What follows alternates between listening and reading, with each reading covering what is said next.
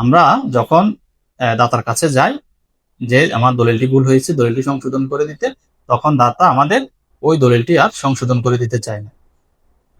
যখন আপনাকে দাতা ওই দলিলটি সংশোধন করে দিতে চাইবে না, তখন আপনার করণীয় কি?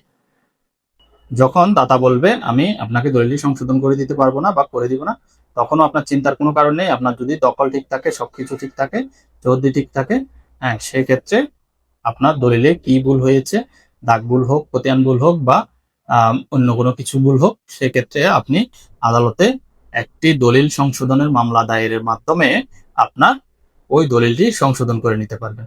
এই ক্ষেত্রে বেশিরভাগ ক্ষেত্রেই দাদা তো জানেই উনি জমিটি রেজিস্ট্রেশন দিয়েছেন এবং আপনি আপনার দখল এবং কাগজপত্র সব ঠিক আছে, হয়তো ওই সাধারণ ভুলটি হয়েছে সেটা দাতা জানে। সেক্ষেত্রে এইসব মামলার অনেক ক্ষেত্রেই আপনার বিবাদী এই মামলাগুলোতে আপনার কন্টেস্ট করে না, এই মামলাগুলোতে যায় না। সেক্ষেত্রে আদালত আপনাকে একটি একতরফা ডিগ্রির মাধ্যমে আপনার দলিলটি সংশোধন করে দিবে। তাই আমি আপনাদের বলি, জমি কেনার সময় এবং দলিল রেজিস্ট্রেশন করার সময় একটু সাবধান হবেন। যদিও বাই চান্স ভুল হয়ে যায়, ভুল তো হইতে পারে, যদি ভুল হয় সেক্ষেত্রে আপনারা আমি যেভাবে বলেছি সেভাবে যদি চেষ্টা করেন আপনাদের দলিলটি সংশোধন করে নিতে পারবেন।